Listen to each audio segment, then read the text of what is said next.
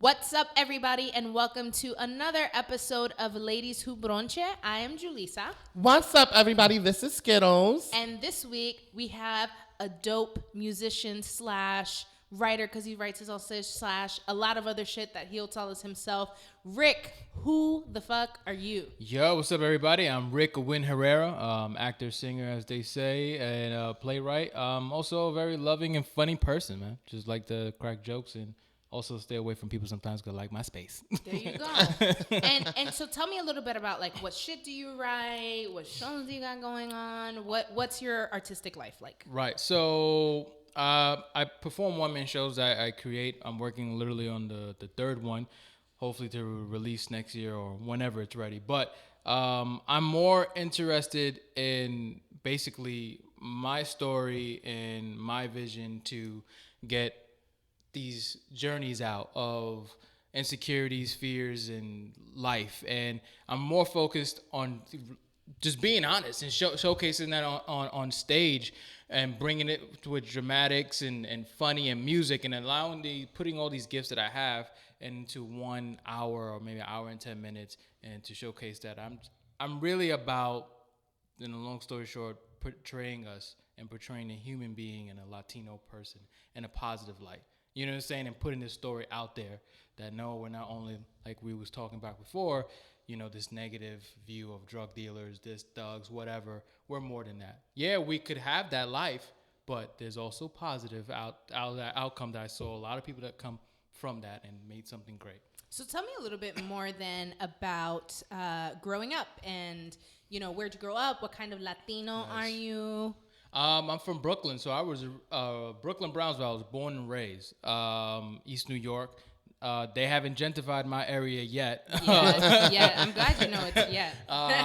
They're trying, but Yes. they can't get the violence out. But I grew up there, and you know, my mom was there, and I had an older sister and an older brother. I was basically much the baby. My mom had me like when I was 42. Yeah, 42. Yeah, it was like this crazy. When she was 42. You said when I was 42. Oh, when I was 42. I was gonna correct that for a second. I was like, wait, is he making a joke that I told him? No, it's like 10 o'clock past my bedtime. I'm going to sleep. She had me at like 42. So, you know, my mom at that time was also even more overprotective because, like, she has me at this old age to her. And then, like, now I'm and we're still living in the ghetto in the project. So she's like, be careful out there. So I had, like, the typical household of my mom just being my business and everything. And, like, and being funny. And then also all of us, like, chilling with this small family, just me, my mom, and my sister. And then comedy and music was my outlet. So when I had to be home at like 8 p.m., because when the lights came down, my mom was like, you better get your ass home.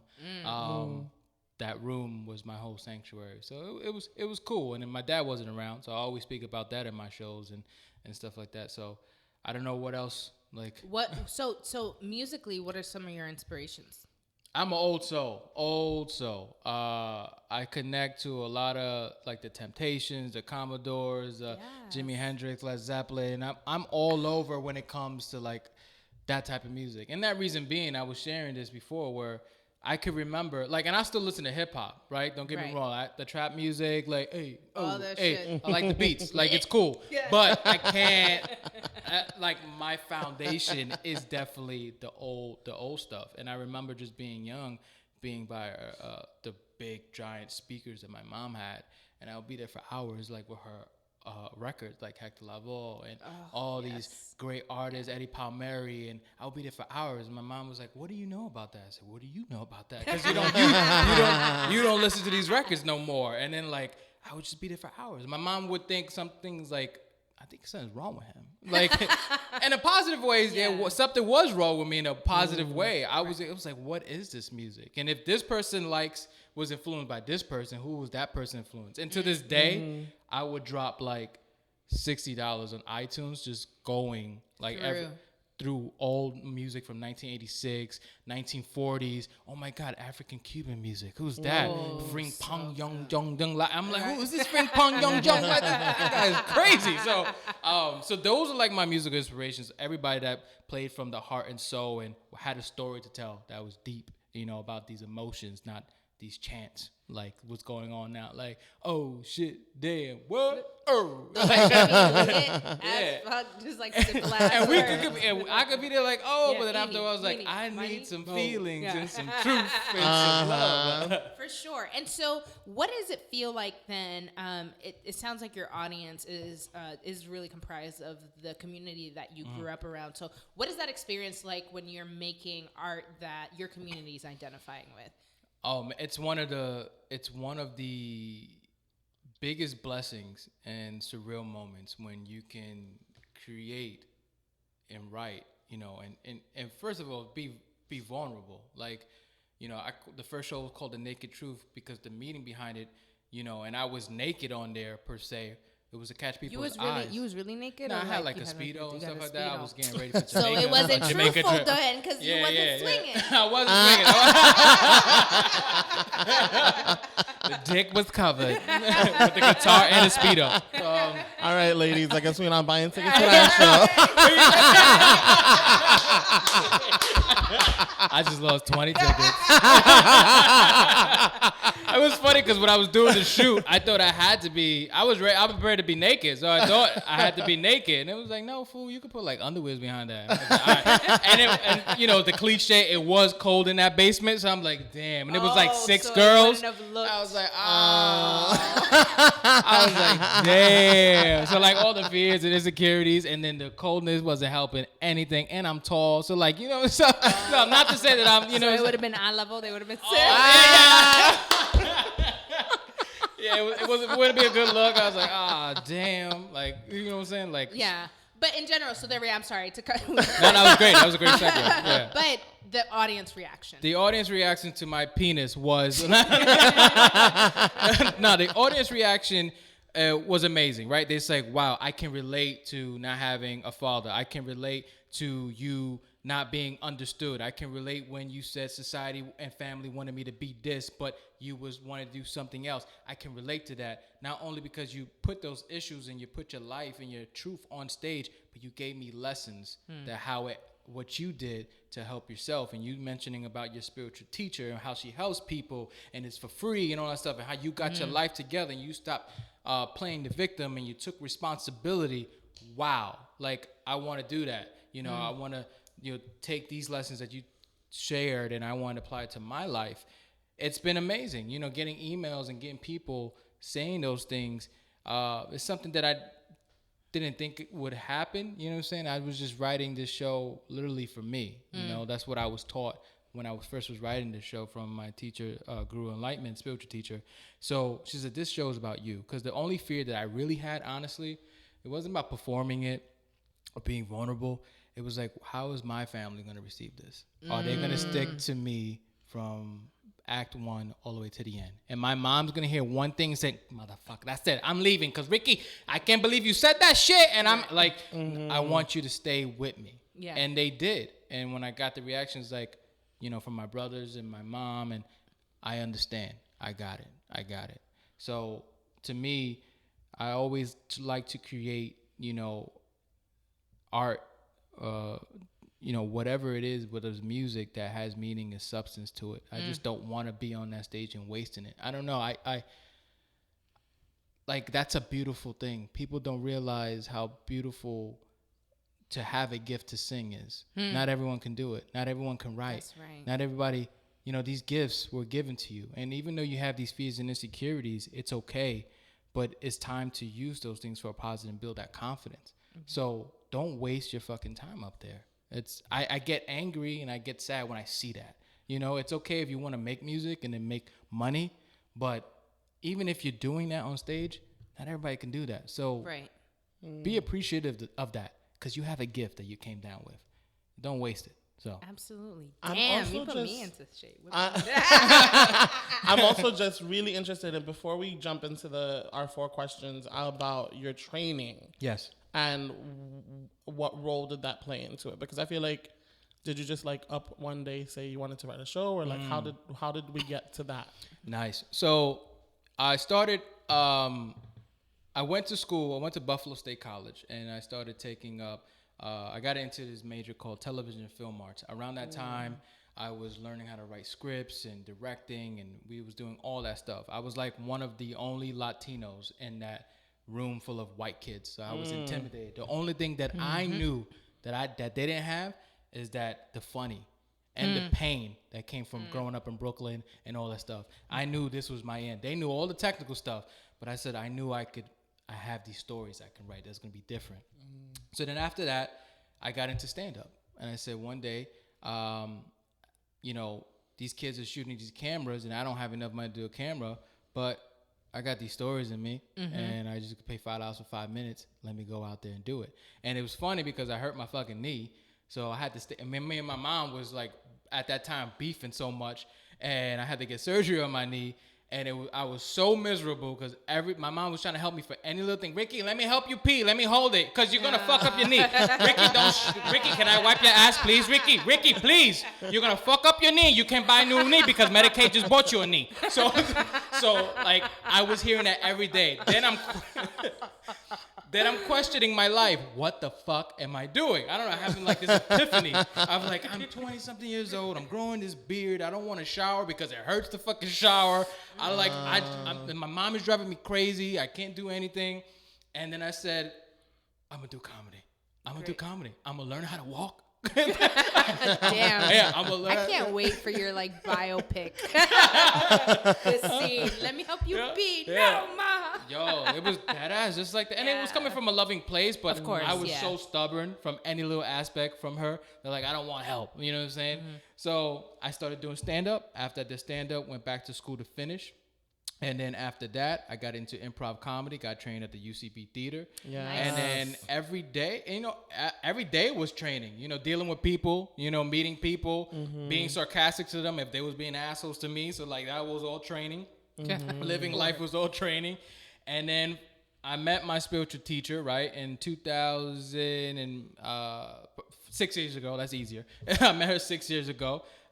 Through my spiritual brother, also a good friend of mine, and my brother, Victor Cruz. He was an acting teacher. Victor Cruz. Can I just pause real quick about Victor Cruz? Because when I was younger, I remember going to a comedy show. It was Room 28. Yes. So I know Jerry because Jerry used to work with my sister, right? So I remember going to a show. It was at a club or a loungy place in the Heights, and he was one of the performers that night. But he was the funniest. Like, he had me dying. That boy good. So good. And then, like, I had just never forgot him. And then one day I was watching a TV and I saw him in a commercial. And I got hyped. You would have thought I had just seen, like, whatever. Like, but he left such an impression on me. And then, like, I'd see him, like, here and there, like, doing, like, little bits or, like, one-liners. Really fucking funny. And so one day, like when I was following your page and I saw y'all were cool, I was like, this man, the funny man. It's the funny man. He's still alive. Anyway, I just think I think he's really dope. So it's really dope that y'all are. He's amazing. Yeah. He's one of the dudes that really, like when people take you in and they, they really teach you a lot of things. He was one of those dudes when I entered his class and we connected right away. Like nice. Everything. Like, and then after that, from when he was teaching me, we'll go to the diner and we'll eat. And then I had this idea. I originally brought it to him. I was like, I want to write a show. And then he said, I want to introduce you to someone that helped me in my life. And that's when I met Guru.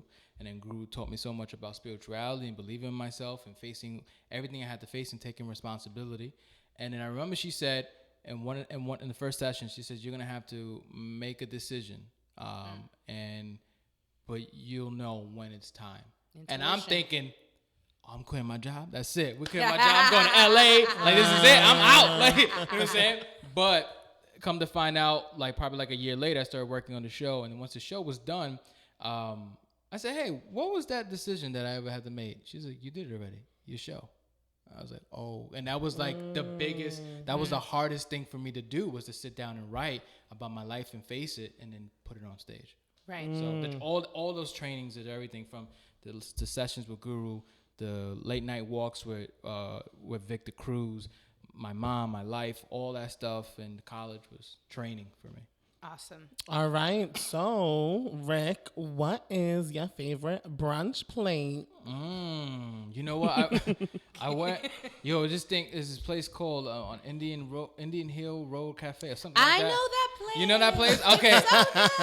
So I didn't good. even know they had brunch. I've been there for lunch once. I've been there to brunch twice. So I guess my plate is like a truckers, something truckers. It has like French toast, hash browns, biscuits, sausage, bacon, and over easy eggs. And it was only for the low price of $15.99. Ooh. Yeah. So that's my favorite. We gotta go upon actually Yeah. food. It was really, really good once. I did. So in the park that's right across the street, I forget the name of that park. Yeah. But the big, it's beautiful. Yeah, I guess Inwood Park or something like that. But like, we had done a show there with my theater company called Waiting for Lefty. We literally just set up a show in the middle of the park and like random people. When the idea was that we just wanted people to come and like sit and watch. And then we went and we grabbed a little sandwich and I had like a salad and even the coffee there was mad good. Yeah, I was surprised. It's a lit place. Good choice. It's a nice little, like in the cut too, so you wouldn't think.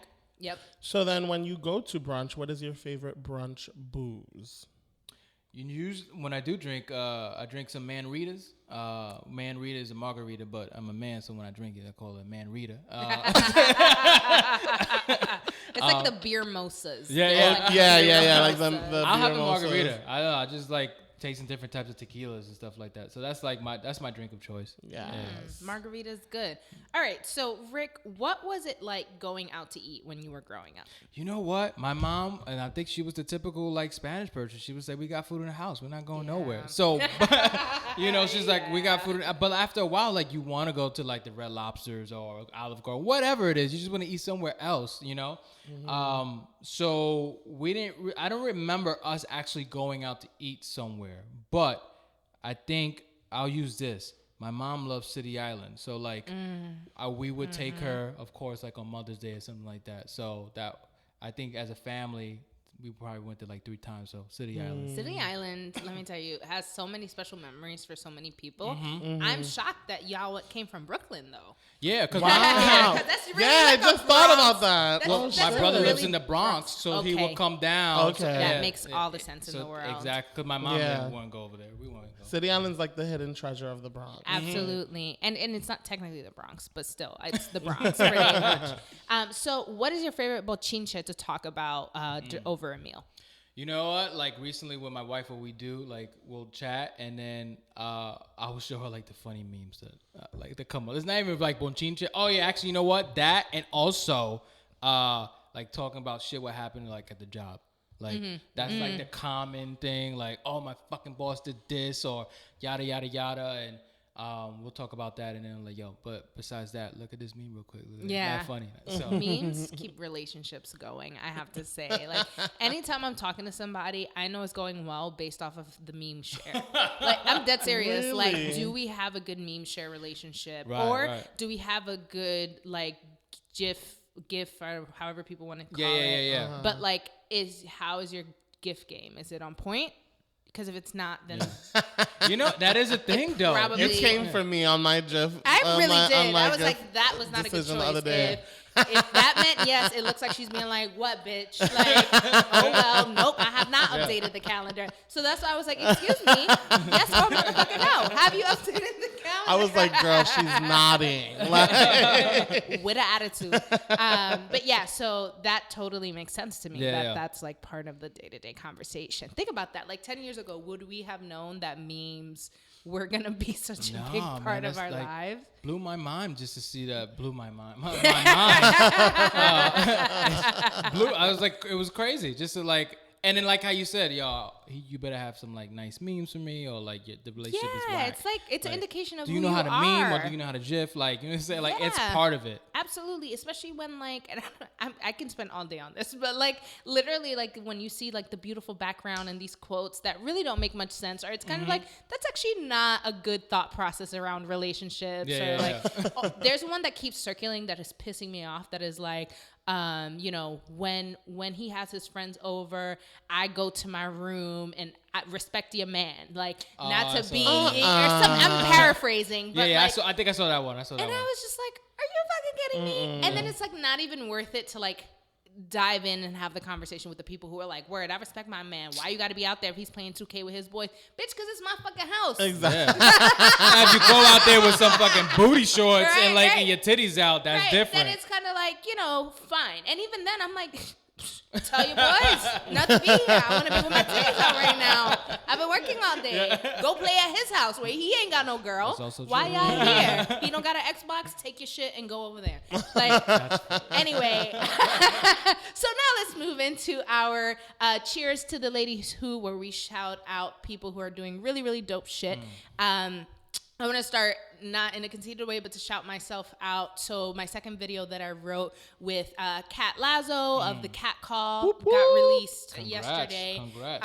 And this one is about how not all Latinos are Catholic. So that's really cool. The first one that I did was on body shaming in the Latino community.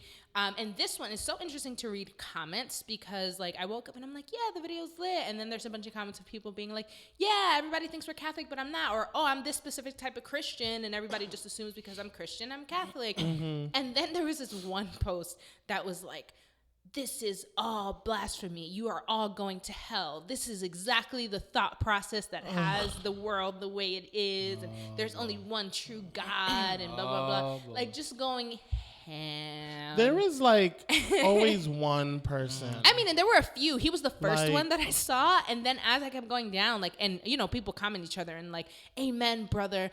These people don't know, Oh my and then God. like shaming like the LGBTQ. I don't even know how like that came into the conversation, but I was just like, see, this is why we need to write videos like this because. First of all, people need a platform to expose themselves because lately that's what's been happening. Everybody's just been exposing their ass.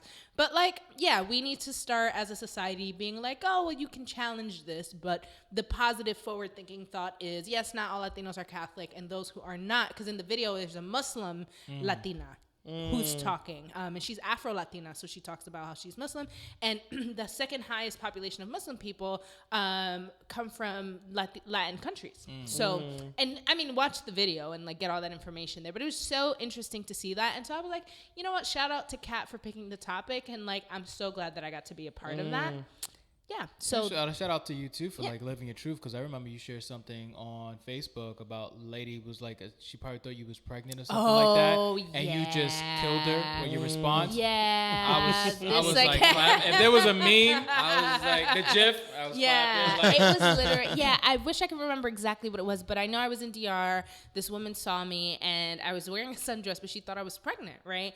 And then she was like, "Well, like, are you in school?" And I'm like, I graduated a long time ago, and like her reaction to that was almost like, so like, what the fuck are you doing then? Right. Like, why aren't you pregnant? It was really dumb, and there's so much old school mentality that needs to be erased, and that's why, like, yes, like I look at white people and I'm like, white people have a long way to go to get it together, but sometimes I'll sneak in, and us too, because even especially in the Latinx community, you know, there is colorism, there are a lot of these issues of hierarchy and just tradition. The reality is, if a lot of Latinos weren't immigrants, most of them would probably be Republicans, because part of the things that keep them away from being Republican are like policies around immigration and just like, you know, like government assistance or things like that they know don't side with what they need, so they're not going to vote red.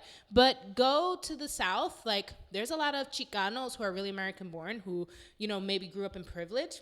They're full red Republicans, and there's nothing you can tell them about it. Even with what's happening in Mexico right now, they're like, well, they should get legal papers. So anyway, so another thing, speaking about ignorance, I came upon something called Drag Queen Story Hour. Yes, shout out to Robin Banks, who is Loco Ninja's best friend, who does that. Amazing. Yes. I didn't even know that connection. So that is fucking amazing. So basically, they come into classrooms and they read books that talk about gender fluidity and identity to young kids. So I came across that video because somebody had posted it in a negative way, saying, "What is wrong with this world?" Are you serious? And I was like, I don't know, what's wrong with you? And this was someone who has a child, and so I sort of like, I couldn't help myself, and I commented, and I was just like, I don't see what's wrong with your child learning at an early age how to not be an asshole to someone just because they're different. True. You know, and then he's like, yeah, but like, isn't it too young to blah, blah, blah. And I was like, But well, it's why not too is it young too because, first of young? all, sex is not part of the conversation. So it's not like they're in there Exactly. saying, this is how two women have sex. This is how two Yeah. men have. That is not what they're talking about. They're talking about identity. So in the video, like, you know, the drag queen, what's the their name again? Well, no, that's not the drag queen that's in the video, but Robin Banks. But Robin Banks is part of that. Okay. Part of that. But one of the drag queens in the video is like saying, yeah, like you can be whatever you want to be, blah, blah, blah. And then a little girl says, like, I want to be a superhero. And they say, yeah, you can be a superhero, right? Because sometimes I think we fail to see that even our children are associating certain, like, characteristics with genders. So it's very possible that a girl doesn't feel like she could be a superhero because she's a girl. It's very possible that she can't be a cop or a firefighter and things like that. So those conversations are important even for kids who will grow into just being cis identifying people. Like it is important to understand that. So we went back and forth and someone was like, because I was like, first of all, it's like being gay is not a choice. Like no one is saying, I'm just going to be gay today. That's not how that works. And then I was being challenged on that. And the challenge was, oh, so then pedosexuals are also in that same vein, right? So if you're going to protect the rights of gay people, then you're also going to protect the rights of pedophiles, right? Because they don't have a choice. And I was like, if you want to argue that they don't have a choice, I can argue that they might have a mental illness or have suffered a severe trauma that leads them to do those actions. So sure, maybe they don't have a choice, but one is an abuse to another person and the other one is a consented relationship between two people. It is not the same thing. So I felt you. Yeah, I'm already exhausted. I'm exhausted from the conversation. I haven't even had it. So, and then they sent me this post of this lesbian woman who was like, don't believe it. It's a lie. Being gay is a choice. Everything we do every day. This white lesbian woman. I was like, first of all, if people like literally took all that time that they waste to like attack all these things and use it for their own life, their life would be even happier. You know what I'm saying? Yeah. Like, it's at the end of the day, don't be an asshole. Don't be a dick. Love everyone. I think it's so important at a young age to introduce it because it's gonna be better for the future. Yeah. You know, it's like, we can't worry about the old people that won't change their minds. Like they're gonna be dead soon. Let's worry about our future where we're making people's lives easier. And I've also, the top on that is like, you should talk about it because the world is changing. A lot of these things were covered up. Yeah. Now they're out there. So same thing with how when we grew up, we didn't have iPads and all that stuff. Shit, yep. But now the kids are learning iPads and all that stuff. Why? Because they had to adapt to society and what's going. So now you have to adapt to society and what's going on in this world where people are like, fuck it, I'm going to be myself and I'm going to be open and I'm going to be this. Yep. All right? And now you have a child. I'm like, what is that? This is a human being. This is what it is. This is what it is. You know what I'm saying? So you have to explain those things. Man. And it's such a thing when, like, I know as a teacher, just kind of seeing people who are struggling with their identity and, like, not knowing that they're struggling with their identity. So they're acting out because something's wrong, but they don't know what the fuck is wrong because they're 12 years old and they don't understand the idea that, you know, the one minor switch could be the end all fix all for what they're going through. And like to bear witness to it, but then also be in a position where I can't really say anything because that's the parent's role or that's the child's therapist's role or whatever. You know that all this stuff is going on and you can't say anything. That's why programs like this are important, because you're allowing the youth to come to this conclusion on their own. Yeah. And saying it's okay. Yep. But it fucking sucks. Another awesome thing though going on. So Sacha Baron Cohen, aka Borat, which is how most people know. Oh yes. So he posted a 10-minute teaser for his new Showtime series, Who Is America, which actually premieres this Sunday night, which I'm very excited to see. I don't even want to say too much of what the clip was because if people haven't watched it yet, it's genius, but it is also terrifying. Like, that just he talks. They touch on gun laws and basically prepare. Like, how early should kids learn how to use guns? And that's all I'll say about that because the way he's talking to like actual politicians and real people in the world who have actual weight in decisions. And the things that he convinces them to say with honesty and passion and do with him, ridiculous. Like, so I just want to shout it out. I think everybody should watch it. If y'all think this is some whack thing, this is not even like Borat. This is something. It's funny, but also crazy. It's like, crazy. Yeah. It's eye opening. It's even important more to watch. Eye opening. it's so important to watch because even people, as much as we think we know about how other people are thinking and their beliefs, like it is important that we hear that shit so we actually understand how deep it runs for people. It's not a game out here. We got some ignorance. So Skittlez. Yes, I saw Sorry to Bother You.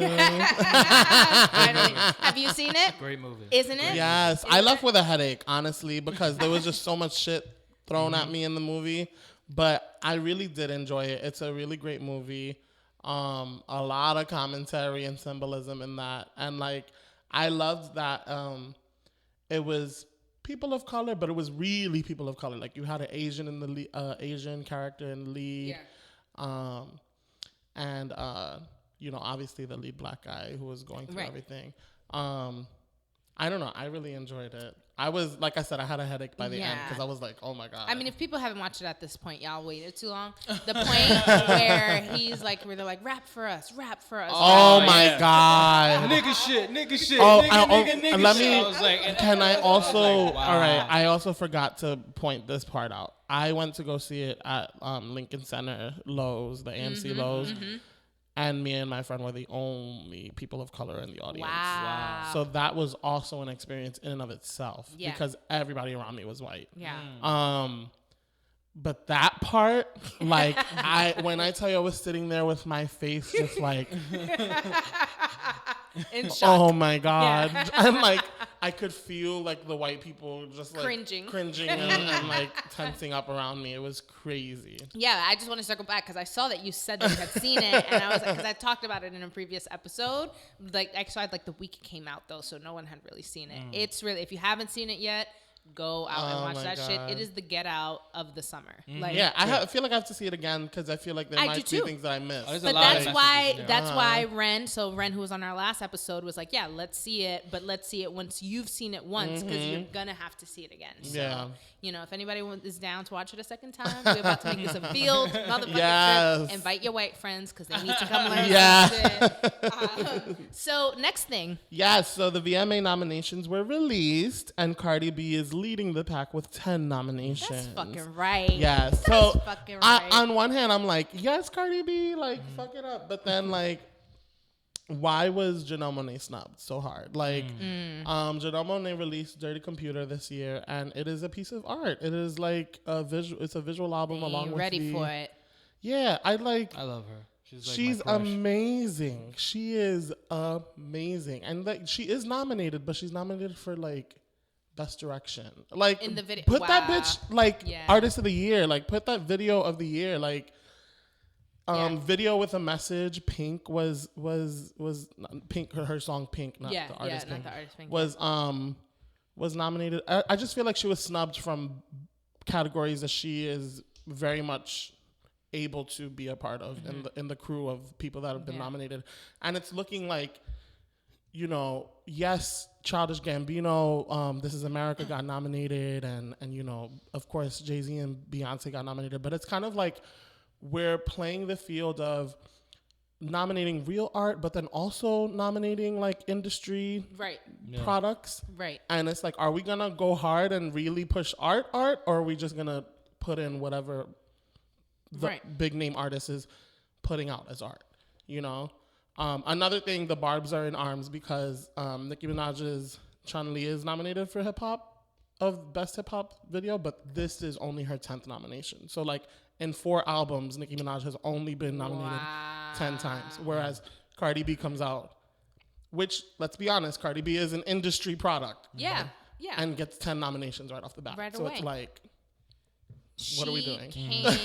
You know, I honestly, and it's interesting to me because even like as someone who listens to hip hop, I don't really listen to Nicki Minaj, but I fucking love Cardi B. And it has troubled me a little bit how much of an industry product she's become. It really hit me when she did her SNL episode, and there was a skit, I think I talked about this in the other episode too, where the white girls are like talking like Cardi B and being all hardcore and how cool they thought they were. And I was like, nah, cut that shit.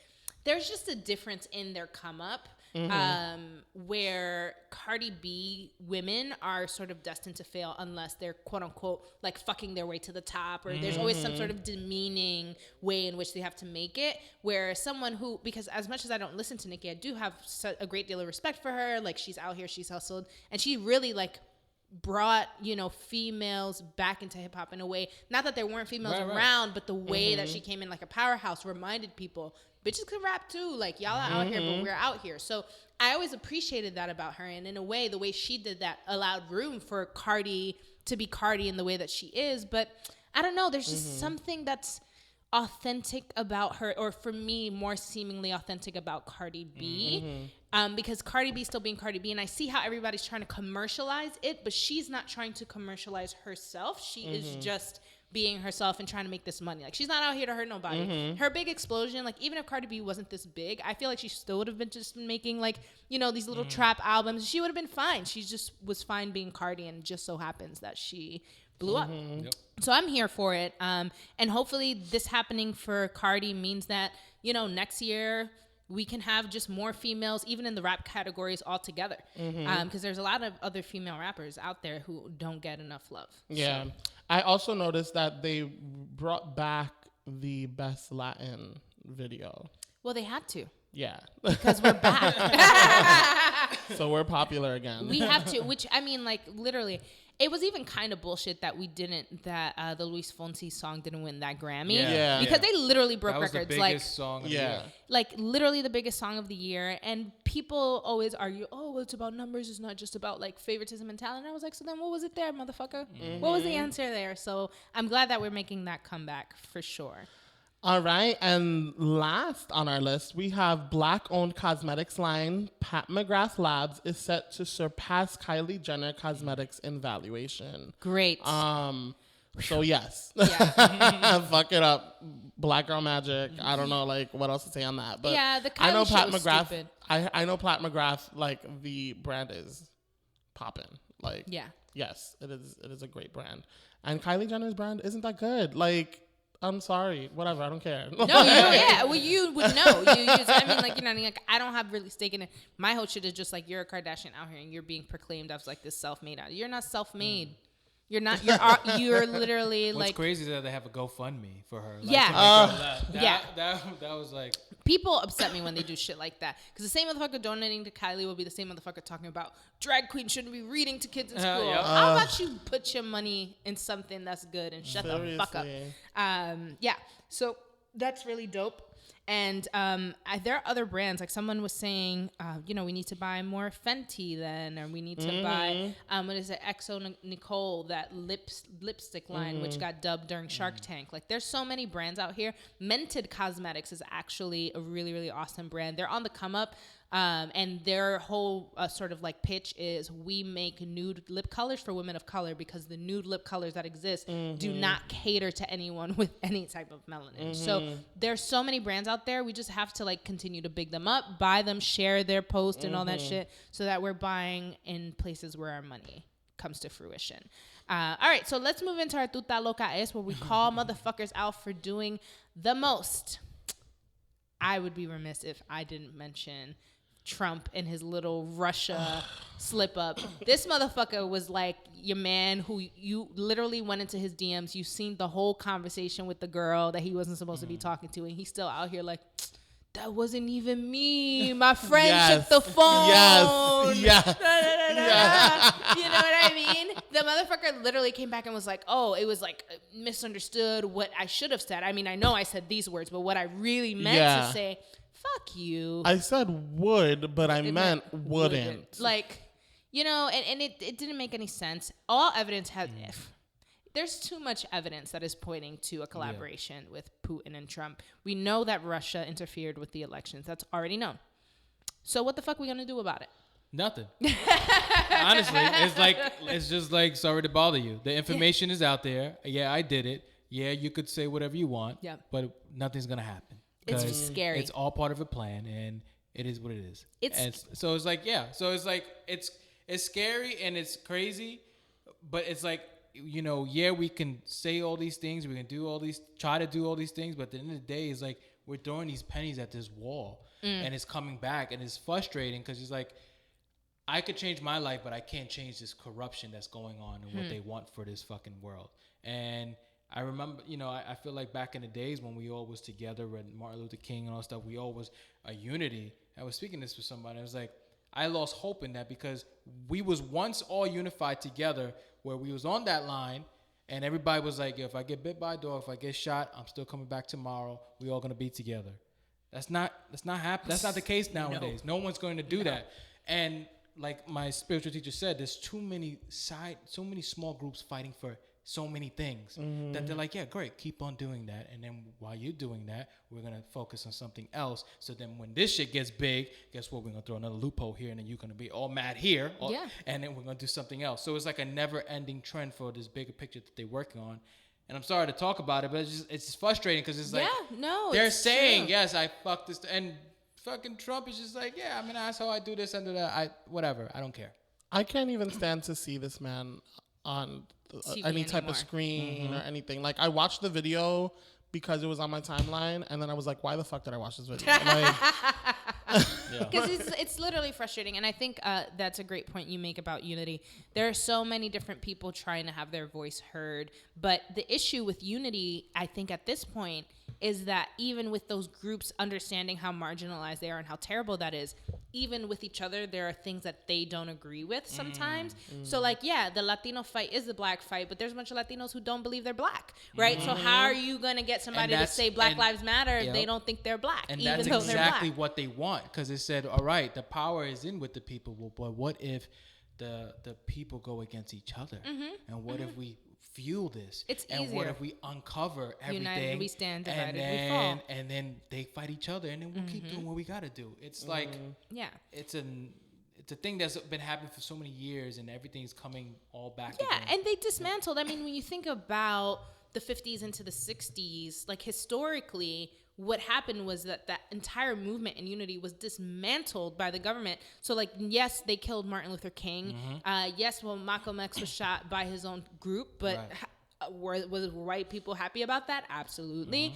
But even when we go into the Black Panthers and the Young Lords, like, they used to work together, right? And the Young Lords were the Boricua group, and, you know, Black Panthers had black people, but, like, they understood their blackness together, and they understood that together they needed to build up their communities, and so they had like free lunch programs and all this stuff, and they dismantled those groups. The government literally dismantled those groups and put people in a position of fear where it was like, either they're going to kill me or I'm going to shut the fuck up and this group will hush up, or we'll go underground. And so I think, but they don't teach our kids that. Like, I didn't learn that in high school. I learned that in college because I decided to take a civil rights history class. So I think the more that we actually understand how the government plays a role in dismantling our like anti-movements, then the more we can be smart about it. Because I actually do think that this generation has the tools to do just that, bigger and better, because we are smarter and faster than a lot of, which is why motherfuckers like Trump need Russia to interfere. He needs their smart, you know, motherfuckers to come in and dig information and fool us so that they can get ahead. Anyway, next, Trump again. So today it was, you know, revealed, like it's on tape, that Trump's health secretary had said that the idea that we can't find the kids and connect them, the immigrant kids that are being caged from Mexico, that we can actually connect it, and that the database, he said, quote, is as easy as a keystroke. So that he can just go into the system and like he can find the names of any kids and the family members and be able to connect them. Now they have a deadline for when they need to figure out how they're going to reunite families, and they're making it seem like it's this big black mystery and nobody knows how to do it. But now we know it's actually not that difficult, right? So today there's more than 2,000 children that are separated from their families here in the U.S., and only 14% of them have been reunited. And they literally have like a week left. So it's not like they have a whole month to figure it out. They have 7 days, and it's court ordered, so they have to meet that deadline. And, you know, I know right now there's like 71 parents in the database that can't be found, but we have 2,000 kids who, and I believe the exact number is 2,551. Wow. Yeah. And then they're gonna say, "Oh, we lost them," and then they're gonna sell them off, and then do something. I think it's horrible. There's that's like been reports of rape. That is the realistic and all thing. that. That's horrible. it's. And then it'll go away. Yeah, it'll absolutely go away. And then you'll see a documentary about it probably 10 years from now. Oh, yeah. Remember those 1,000 kids? And, well, these are the 3 survivors. You know what I'm saying? So, right. And you're like, what the hell? And then by that time, it's too late. It's too late. More corruption. It's sad. It's just sad. It's almost troubling to me that I can have the conversation and, like, I can move along to the next topic almost as though, like that wasn't some shit. There's so much shit these days that I don't even have energy to, like, sink into each piece of shit that gets thrown my way. Like... But that's life, right? You watch the news, it's like, well, Cardi B been nominated for 10 things. Congrats to her. Like, yeah. And by the way, the 2,000 kids that have 7 days to be and then found. you're like, oh. Let me play Cardi B. Tomorrow's going to be 80 degrees, though. Yeah.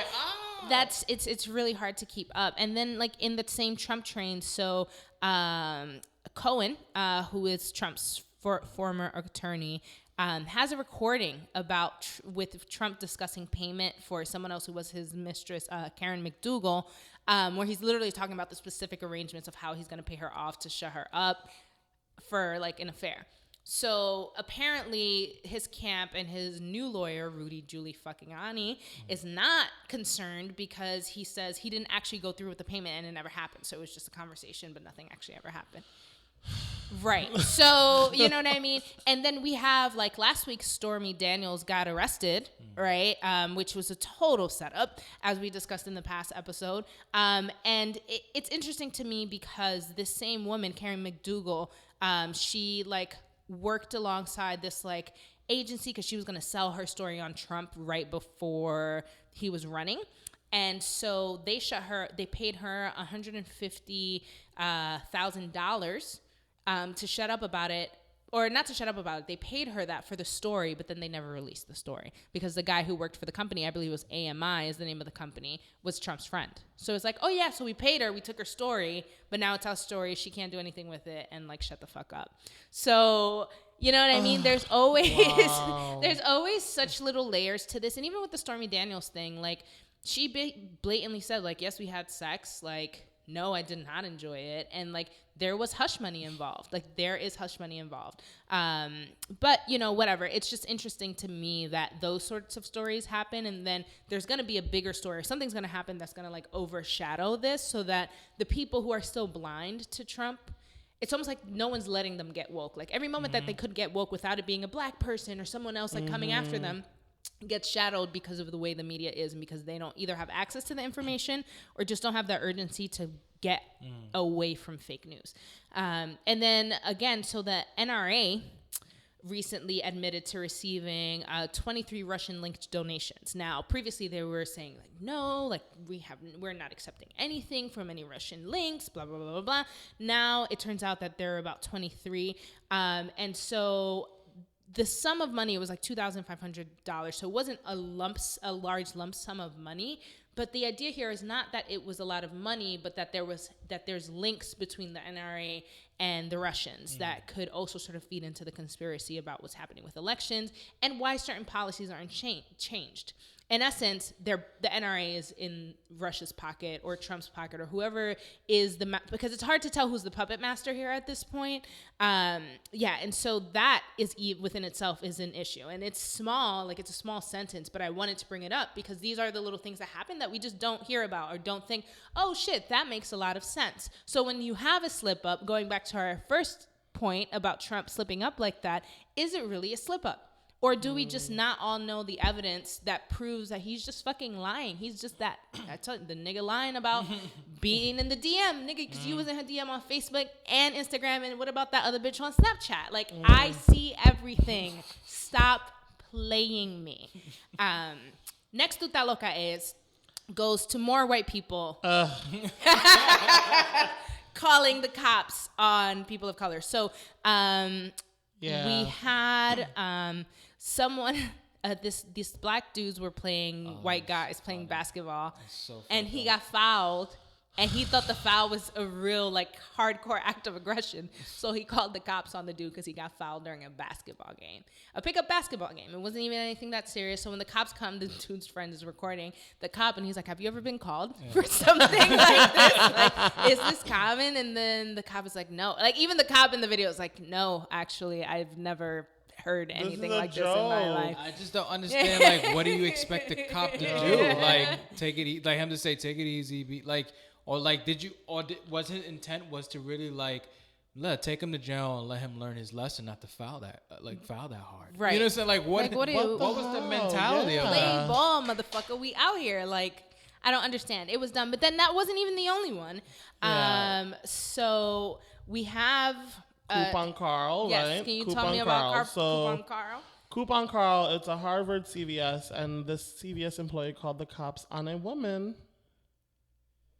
just because she was like asking him about a fucking coupon that was like expired or some shit like that. Like, literally, like, she was trying to use a coupon. He didn't want to let her use it or some shit like that, and he called the cops on her. But the real reason why I wanted to bring this up is because there's a video of the Daily Blast Live, apparently it's a show, where one of the hosts, Erica Cobb, who is a black woman, explained to the panel that this happens because black skin is weaponized and people automatically see the black skin, your black skin, your darker skin tone. Mm-hmm. And once you get heightened, they get afraid. Yeah. But it's not because it's because that automatic, like, because black skin is weaponized, they automatically feel threatened that way.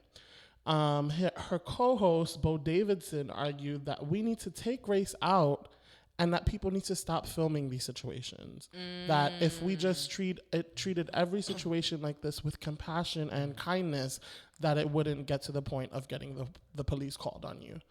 And in that same conversation, Bo Davidson gets upset with Erica Cobb because Erica Cobb gets heated, gets elevated. And he's like, well, see how you're talking to me? So in the same, like, conversation of black skin gets weaponized, this is, people are filming it because it's a matter of life or death. Like, once you start calling the cops, now you're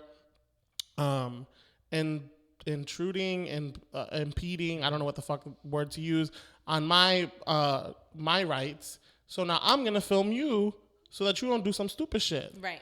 And in that same conversation, he's like, no, well, like, look at you. You're getting heated up. like literally, like, using it against her and proving her point correct. It really irks me when people try to corner people and, like, agitate them to help support their point. As though it is fucking, like, out of pocket that she would be getting passionate about something like that. It's really interesting. And then, like, another instance was this white woman, like, slapped a 15-year-old boy, called him a nigga, and told him and his friends that they had to leave. Now, he was invited by his friend to this pool, so he had the right to be there. They weren't trespassing. But they hadn't done anything. Like, they actually, like, nothing had happened. They didn't, like, hit anyone. They weren't being rowdy. She saw them and she felt some type of way. And you see her in the video, she literally slaps the shit out of the boy. Wow. And gets away with it. And, and the boy was just like, so in the report that I was watching, the reporter asked, well, what did you do when she said you had to leave? I said, okay, yes, ma'am. And I started walking around and she kept chasing me. That really... Where was this at? Where was I forgot what state this was in, but I'll look it up. I'll give it, but it really bothers me. South Carolina, which was one of the places where I first ever experienced racism, so I'm not surprised. But but she got she's facing assault and battery charges for it. Great, but even the fact that it happened, like the fact that this woman felt like she could slap the shit out of somebody else's child for being in a pool is ridiculous. And it goes back to that, but no one was talking about that aggression. How about how white people react to fear and how big it is? Like, we can't have that conversation, right? And then in DC, there was a cab driver who had a gay black man in the back, and the dude was on the phone. He used the word darling in his conversation. So the dude, and I don't know the nationality of the driver. He did look like he could be Middle Eastern, but he could have also been Latino. I couldn't really tell, but he stopped the car and told the dude to get out the car, that he wasn't going to drive him. And so, of course, the dude was like, what? Like, and it was after his shift, like mad late at night. He was like, no. And so they start going back and forth. So the Uber driver calls the cops on the guy to get him out the car. And so the dude records him. And I feel, it really sort of like hurt me to have to see it, because at first he's just like, see, look at this ignorant man, blah, blah, blah.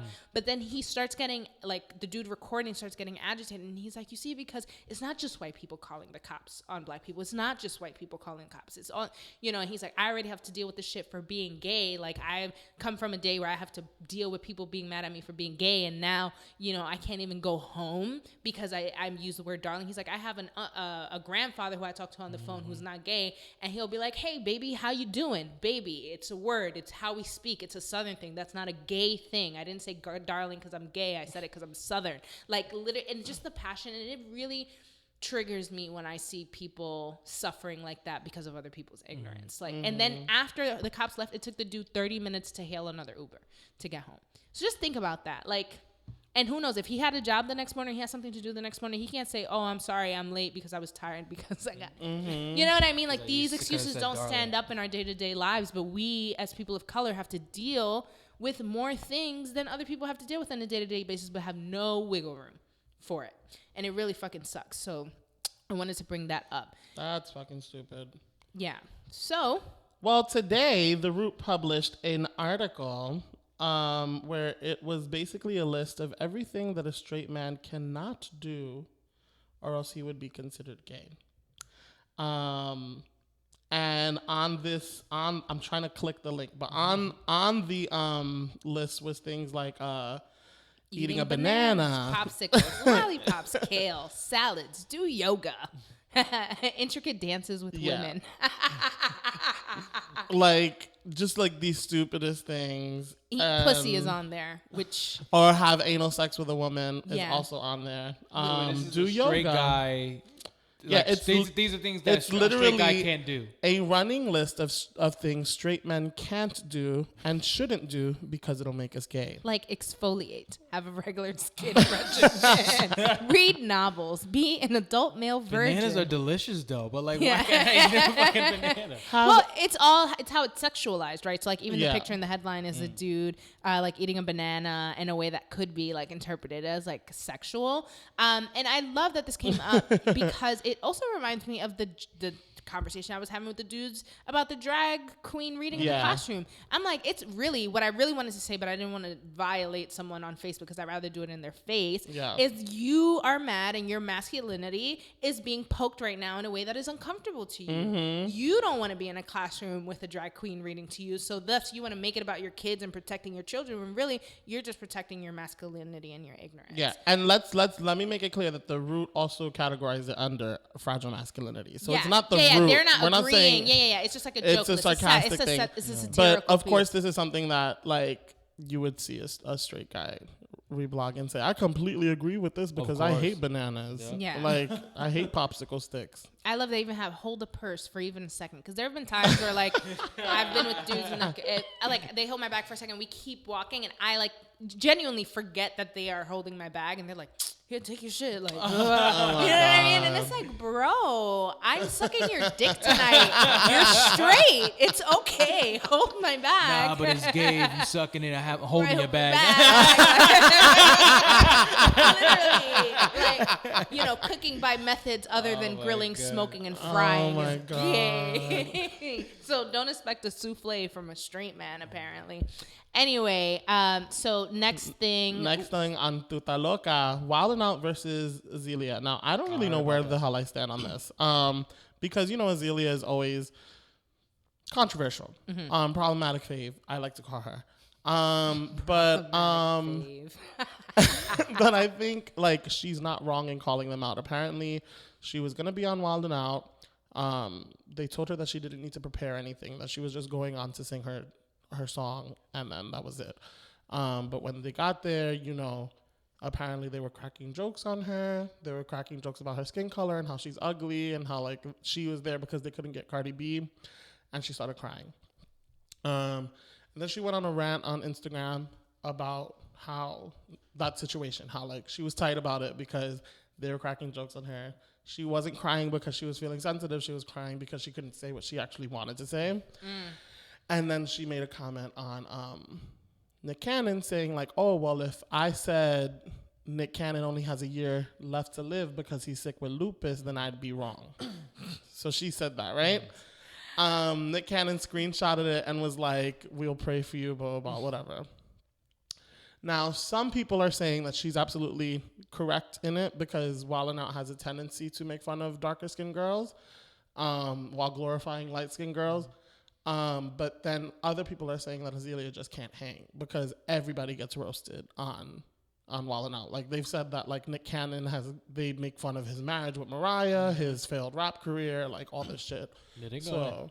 Yeah, but they also coon out a lot. They do. And I think that the two things can coexist. Like we can have the conversation about Azealia and whether or not you think she deserves to be like, you know, made fun of because of things she said in the past. You can try to make that argument. But in that same vein, it's like when it's not Azealia Banks and other women who aren't known as quote unquote attacking other people, you would still make jokes like that. So, but how many times have we let shit like that slide on that show without calling them out? Because that's what we do. We like protect each other. It's interesting thing. It's like my theory is we protect each other as a community because we know how bad shit would be if we were white and we were being as aggressive or hard on the community. So we don't want to make ourselves suffer or go through it more than we have to. So little shit like that is not a priority, right? But it's important. And I think that Azealia always finds herself in situations where she's actually, her larger points actually make a lot of sense and are things that have to be spoken about. But people will overshadow that fact by just using the fact that she's Azealia Banks and they think that she's a hater and she just talks shit all the time. So let's focus on that. So I think the conversation is really around that. Like, how much are we cooning ourselves out and entertaining? And like, yes, black people watch that show. And yes, we cut ass on each other like in the community in ways that are rude and like really grimy and sting. But it doesn't mean that on a public scale where you have white kids and other people seeing us, because it's not just for us, there's other people watching it, how they interpret that, especially around colorism, I don't appreciate that. I think that that's an internal issue that we have not tackled. I mean, last week we were talking about, 2 weeks ago we were talking about like dark pussy, right? And the idea that no matter how much you try to spin it, whether you like dark pussy or not, if I ask you what is the image of a perfect pussy and like whatever, the first image is not a black woman's pussy. That's true. That is not. You think about this pretty pink pussy, and that's because of the way society has conditioned you. I think of tan though, but not tan, pink. but not. I don't think of black. But you don't think black, right? Like there's, it's still on a lighter side of a spectrum. So I think. Yeah, the two can coexist, and maybe that lupus joke could have been kind of rough, but so was Pusha T when he called out, I forgot this dude's name, Drake's friend who makes his beat and produces. You know what I mean? Like that happens, and that is part of that nature. And so if they're talking about her dishing and taking it, then like, yeah, take your little lupus joke, motherfucker. I think she should like take it all. I mean, she like for me, just being outside looking at, I think she also she could have solved that situation by. What if she felt like she was bombarded at that moment? She could have said, "Listen, I don't feel comfortable with these jokes, and I'm just gonna leave." Like if you know your strong suit is not crapping back at them or whatever, blah blah. She'd be like, but it is her strong suit. Is the problem, right? Which is why I was kind of like shocking. You cried because I feel like knowing Azealia, that would be her. Like that she would. Maybe the thrive in that environment. Yeah. the other thing too is like if her mental's probably not all stable, right? So they probably got her on a day where you thought like, I don't think this was gonna bother her, but it triggered her. Just because of that moment her mental wasn't all there. Maybe something was happening, whatever, blah blah. Yep. And someone said that joke, and now she's flipping, and now. Everybody's like, yo, relax. It was just a regular black joke or whatever. You know what I'm saying? It wasn't something crazy. But now she's feeling like she's attacked, and then they wanted to attack her. They brought her on there because they wanted to say shit like that, and they wanted her to do exactly what she stopped herself from doing. They wanted her to go out there, show her ass, and get all that stuff because that's why they invited her. And also, honestly, if you on that platform, you know the coonery jokes, you know all the jokes that they do. You should be prepared already, and you put yourself in that situation. That was another thing on her, and it was like, okay, they said you didn't have to prepare. You should exactly. You should have just had like your little book of jokes. Get a call sheet before you're on TV. So get a call sheet. Look at who's gonna be there and prepare. Just laugh it off and just be like, "All right, I'm leaving." And Yeah, and no, I'm performing. I do believe that she was prepared and her soul was prepared the minute she heard whatever she heard. She just knew that whatever she had to say, we want to cut ass. She was really about to cut some deep ass, and it was not PG enough for no TV. No TV, yeah. That's my theory. Just wasn't. I wish she would have just gone on Twitter and just said every single joke. I wish she would have done a play-by-play of the episode and just jumped in and been like, and here's my joke. And you go, you're like, you got lupus. Like whatever she was gonna say, I would whatever.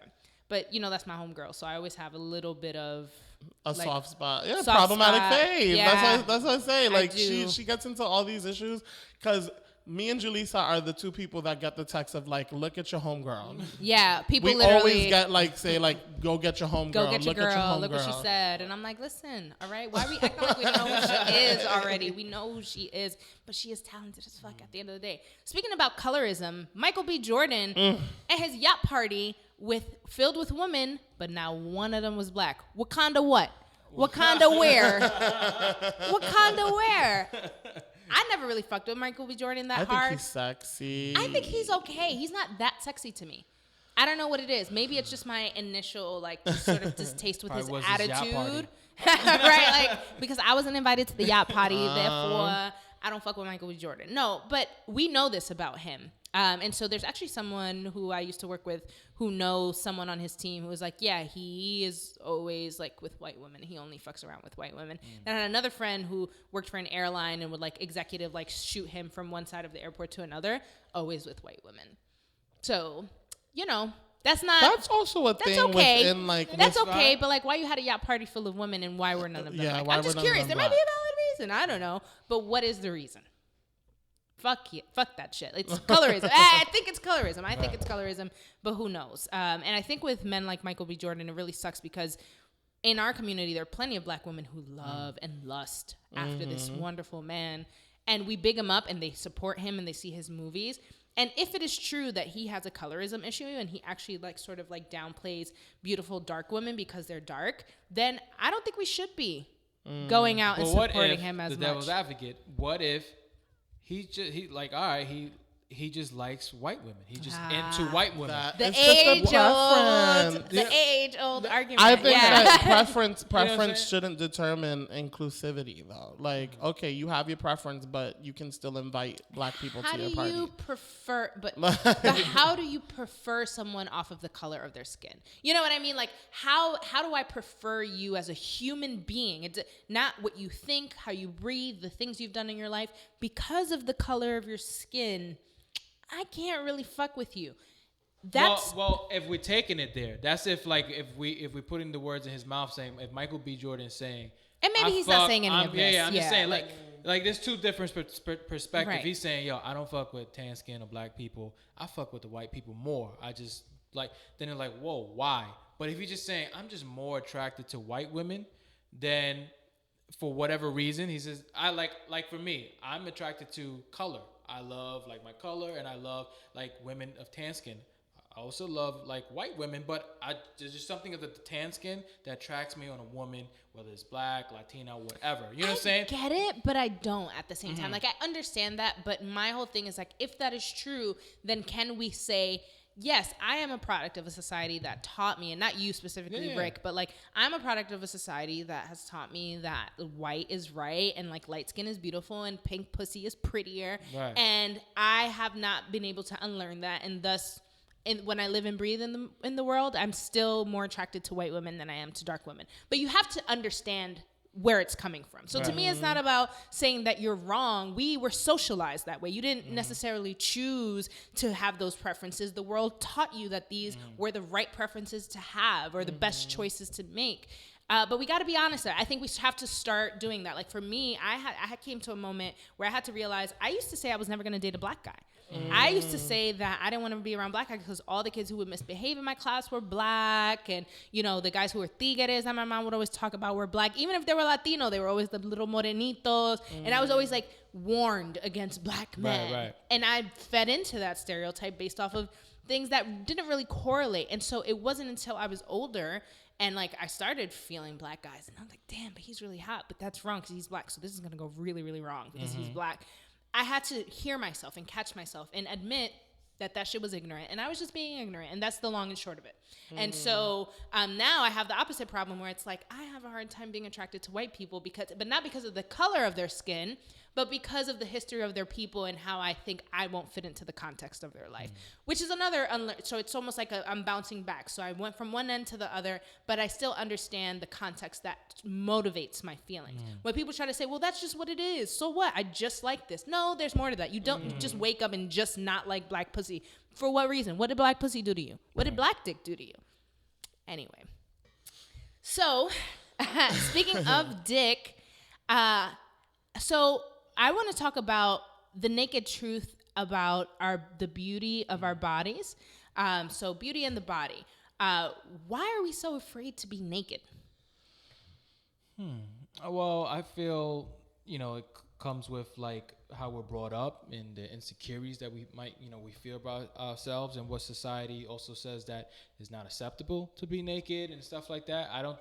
I think it comes with like, because when you're a baby, you could put a baby in Times Square and he walks around naked. He will look at you with the problem. Like, he doesn't care, right? But it's just this thing of like, once we start putting these clothes of our fathers and mothers and sisters and brothers and everybody's else shit on top of each other, we become them and we don't become ourselves after a while. And then we have all this baggage that it takes even harder for us to accept ourselves. So I just feel that the insecurities and fears that doesn't allow us to be our true selves and just accept our body and just whatever. I'm naked. You know what I'm saying? I like what I see in the mirror. I think that's a great point because for me, like, naked is still a problem. Like, I have a friend who's a playwright who's like, yeah, like, I have friends who like will sit around naked and write. And there's no sexual, like, it's not sexual tension. It's not about that. It's just we are comfortable being naked and we want to be naked. I could never do that for multiple reasons. I won't be comfortable. I wouldn't be comfortable. Not just because I feel like next to my body, but I'm just not used to that. I was never brought up in a house where, yo, I'm going to do some writing. All right, hold up. Let me just get one. You know what I'm saying? Like, I was like, I'm used to like having like underwear or whatever it is. You know what I'm saying? But if I feel comfortable enough to do it, I won't feel like insecure about my body. I'm not gonna take my clothes off because I'm insecure about my body. I'm just not gonna take my clothes off because I'm not used to just doing that to write or just cook some eggs. I just don't do that. Right. And the idea being like, but why not, right? Because if we were naturally born to be naked, or if we're comfortable in our bodies, then why not? I know for me, like, yes, being overweight my whole life has absolutely contributed to me not feeling comfortable naked. Alone, I'm uncomfortable naked. I'm uncomfortable naked during sex. I'm uncomfortable naked, period. Like, it doesn't matter. And it does come from like what I think my body should look like versus what it actually looks like. But it's so, like, I envy people who could just be naked. Going to the beach in the pool, like, I do it because I love water. But every time I'm getting into my bathing suit, I have a moment of like, I need to actually like pep talk myself to walk outside in my bathing suit in any setting, even if I'm in like a friend's backyard and it's just a couple of us. Being around my other friends who in my opinion would probably look more attractive in their swimsuits or whatever, that is too much for me. Like, Skittlez was on a yacht for a bachelorette party. I would have actually had like an internal anxiety attack about being on that yacht with all these beautiful women in their like, little bathing suits and stuff. And I wouldn't have felt comfortable. Yeah. I mean, I don't know that I feel that insecure in terms of like the bathing suit thing. Like, but I also am just, I don't know. I've gotten to a point where a bathing suit is gonna be a bathing suit, and you're gonna see my fat ass belly, even if I'm wearing a shirt. So like, but I understand that whole thing of like being overweight your entire life and knowing like what you should like, knowing me personally, like knowing that I even am more attracted to like muscular guys and stuff like that, but I'm not that muscular person, all the same points really, like that kind of like, I wouldn't choose to be naked in front of people, home alone, my ass is out, but like in front of people, that's not something that I'm choosing to do. And even like something as simple as taking the shirt off. And this is something where like women, we're talking about like freeing the nipple and not being so sensitive when women are topless in front of us. I'm like, oh, I'm going to show my titties, you know, when I take a shirt off. But it's kind of like a comedic relief of like, I'm going to make you laugh, then I'm going to take my shirt off, you know? Or something as simple as like, I have to change my pants, so I'm going to dangle the pants that I'm going to put on from here so you don't see when I take my pants off and stuff like that. Yeah. So I think I just developed little mannerisms to kind of conceal myself. But like being naked in front of people is like, what? Yeah. But I'll absolutely be in a bathing suit. Yeah. Like, yeah. I don't know how you did that show. I mean, like that, like even if though you were in the Speedo. Right. Like that to me, like as like, and like Juan said, like I have titties, so I have like 2 areas that would be like exposed. But like, yeah, that would be terrifying. Like I hate my tits. Like I call them like floppy because they're and it's me and I have one other cousin where both our tits are sort of like naturally shaped in a way where they're like facing a little down, and I'm like, damn, it wasn't even my posture that fucked that up. Like I could have had good postures and my titties still just want to grow down for some reason, you know. And I'm like, damn, what's gonna happen when I'm 80? Like, are they gonna touch my knees? And I don't know. I just think like we should be taught like to really like and love ourselves and to love our bodies, you know, and like not to pay so much attention to like, you know, this color is right, you know, this body type is right. You know, we should be able to just learn about ourselves and really accept that and really focus on that. And all the other noise doesn't matter. Easier said than done, right? Because like, oh, you're right. Wear that bathing suit and feel confident. No, but it takes years of developing that and being comfortable in your own skin and facing that mirror and each day taking the time to accept that. Like, for instance, like I remember when I was like into working out and people was like, yo, you should do this workout regimen so then you can get abs. And I said, I don't want abs. And it was like, why? I said, because you know what I have to fucking do for that one ab? I was like, I have to stop all this rice. I have to fucking go to the gym every day. I don't want abs. It was like, nah, but you have to, your whole frame will, you tall, you get, I don't want that. I just want to be active. Right. And whatever body I get by being active for 30 minutes, 3 times a week, I take. I just don't want to be that. I have no desire to be that. You know, I've always been insecure. I always have like the skinny. I always been skinny, but I had like a little beep out, a little gut, or whatever. The beep but I don't know where. I always was insecure about that. But after a while, I was like, fuck it. And then another thing was like, I'm gonna be 80 years old. My dick is not gonna work. I'm probably gonna have medication for like either diabetes or some shit. Like I'm gonna be droopy. That's the realistic shit. I can't keep abs and this beautiful body all the way to 90 years old. Yeah. Because it's going to change. Your body's going to... We're not... First of all, at one point, we was be able to live to 80. Now that she's cut to like 60. So, like, you know, where life is going. Right. So, it's just like, live your life, take care of yourself, but also learn to just embrace the beautiful gifts that you have really inside. It sounds cliche, but I always been attracted to people that have an awesome personality and a great heart. You know, I didn't care what like size you were. Like I wasn't into super huge because I always said like I have sensitive hips. So if you on top, that shit's hurt my hip. You know what I'm saying? I can't. But I always embraced women that was called chubby or, you know, plumped or whatever. I was like, because at the end of the day, if you can make me laugh and we can have a great time, that's all I saw. Because at the end of the day, we're probably going to be both fat together.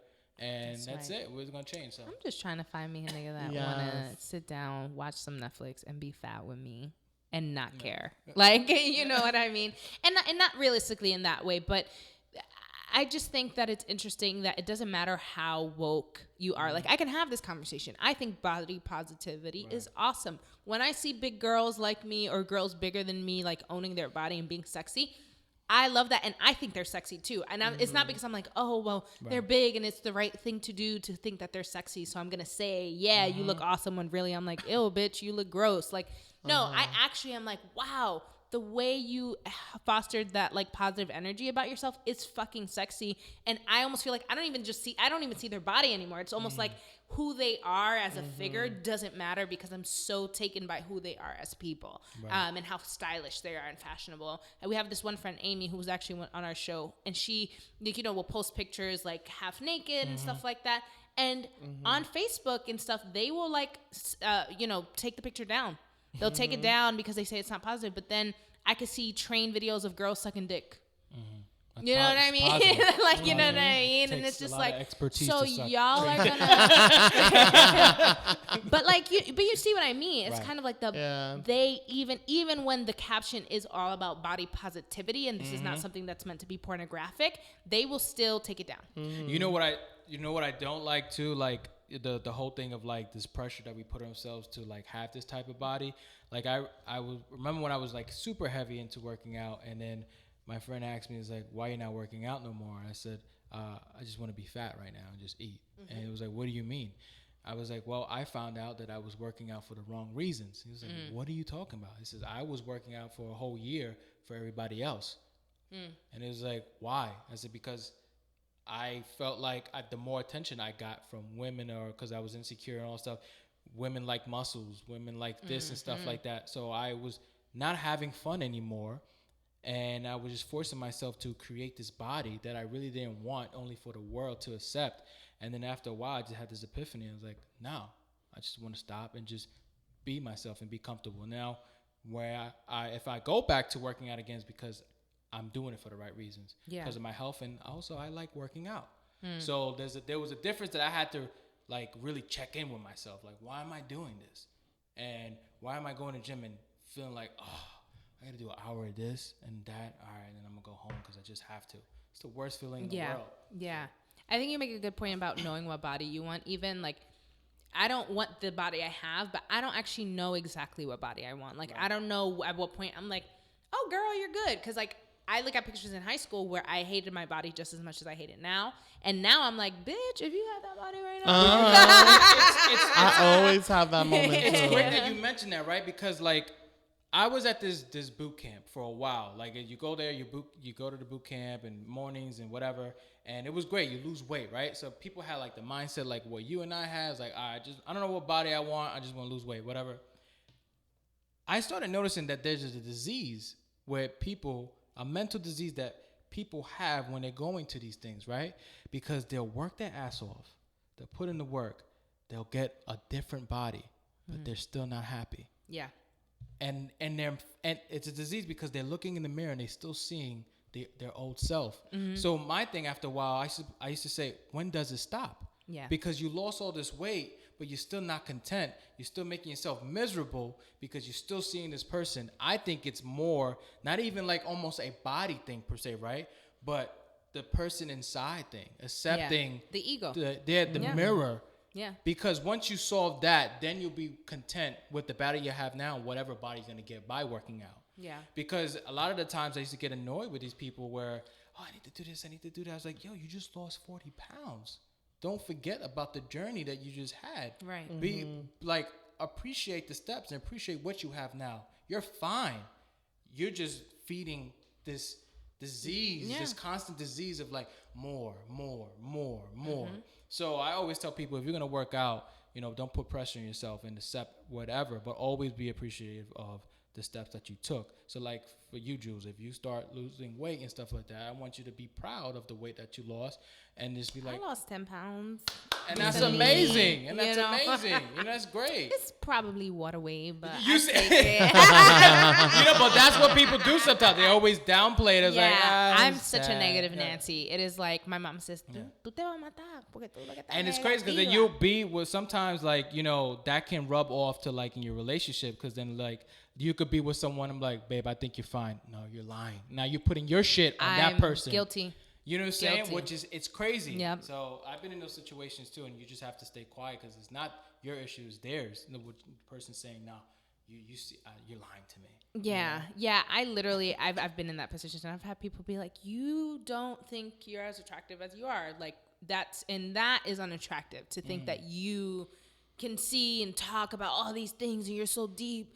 But when it comes to you looking in a mirror, all of a sudden, all of that shit goes out the window, and you're like, oh, I'm ugly. No, you're only having sex with me because I give good head, not because you think I'm sexy. And no, actual quotes of myself, like things that I've said to people. And it is sort of, it's tiring. Right. For the other person. It's really tiring to watch you're someone who you're into or your significant other not love themselves. It is a lot of work. So, but I also feel like there's a part of it that has to do with the way people treat you, right? So like there's a lot of people who will claim like, oh yeah, like, you know, have whatever body you want. And like, especially like males will be like, yeah, Julissa, you're very pretty, whatever. But they would never catch themselves dead with a girl that has my weight. They wouldn't, you know what I mean? And so I think for me, like my crazy sort of thing that I don't know how to let go of is trying to get to the core truth of everyone. And it's sort of like if someone to be like, yeah, you're beautiful, Julie. Like, I'm like, no, and you wouldn't fuck a girl like me.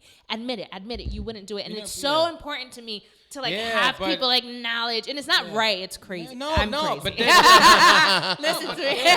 But you at the end know, of the day, their truth don't matter. You know, whether the only truth that matters is your truth. Because the moment you accept your truth and take responsibility for all of your truth, then them saying like, oh, you're pretty, and even if it's fake, you're like, I'll still take it, thank you, whether if it's fake or not, because I know I'm pretty. So that's all that matters. So don't worry about, and it's more like you'll hear it, but don't worry about what people are saying, because at the end of the day, it don't matter, because they're not you, and they're not walking in your steps. So accept your truth, because that's the only truth that matters. So if someone come and you can write a play, and let's say they'll play, well, I'm just saying because it probably is a great play, but let's say they say, oh, it was okay. You are so proud of your play that you're like, that okay? It's like, okay, whatever. It was okay for you, but it was great for me because I made it happen, and it was a dream. That's a reality. Just like I made this truth in the mirror to be content with for so many years and take responsibility. That's my truth. I put in that fucking work. You know the work I had to do, so I don't give a shit what you say because I love myself. So, came in here to preach today. You came here to preach. Yes. So, I mean, and on that note, what are some fun things to do when you're naked outside of sex? Which is another reason why I can't sit in a room with somebody naked. Because I feel like if you're a male, you're sitting across from me naked, even if I don't initially want to have sex with you, just because your dick is out, I'm thinking about sex. And then like my teenage hormones come into play, and it's like, I don't even want you, but like your dick is out. I need to look at it. What is it like hard? Let me get it hard. See how big it is. Like, you know what I mean? Like, I already know that I can't, like, there would be no trust of like no touch with me in the room naked. So. Well, me and Adiza have a fun tradition where whenever we go traveling, we go skinny dipping. Nice. Yeah. So we've done it in Costa Rica. We've done it in Mexico. Did we do it in Virginia Beach? I never did. How was it? I don't know.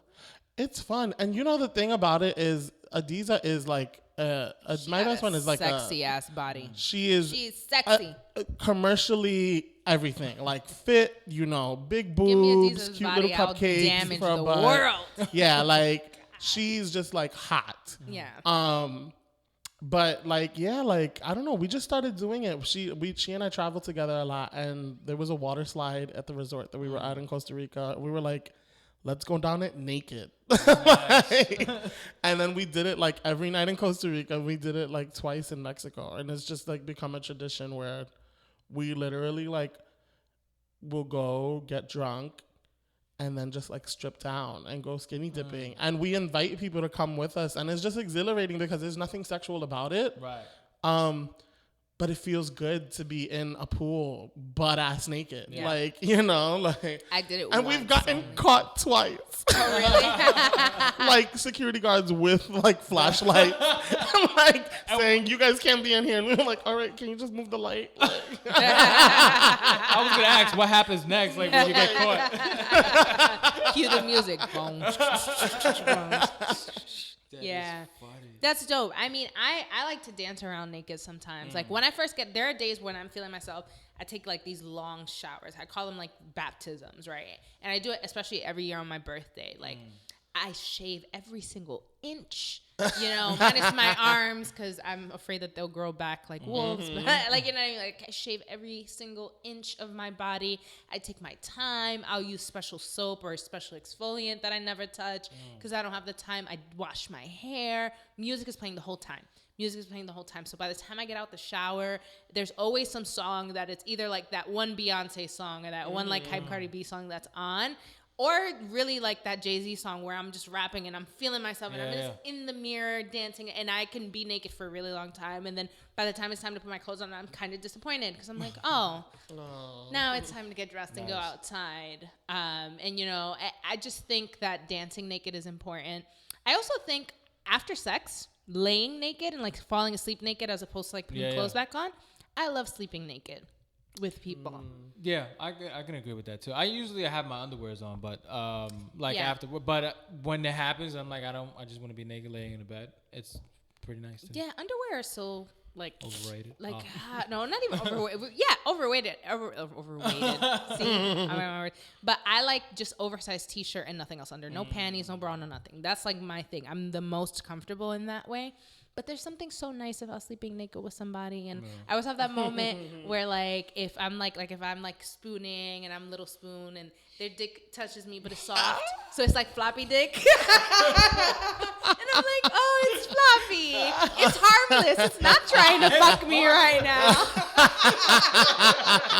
and I'm like, that's so sweet, it's just a dick right now, with no intent to fuck or be sucked, you know, and like that to me, like it kind of like there's something so intimate in that, you know, and there's very few people who I've ever slept naked with, but like even just that thought of it's such an intimate thing, but it's wonderful, and I think it's like natural, like it makes me feel like in my most centered self to be naked. I think also probably, I think it just to me, like you explaining that, and I was just thinking, I think it goes back to like when we're born, like we're naked, we're already comfortable, and like you said, there's a connection to that, how automatically the world put clothing on us, you know, as we're babies, but or like when you like my nieces and nephews, they'll take their diapers off or whatever and walk around. Like I think as human beings, we're naturally used to being naked and just being free.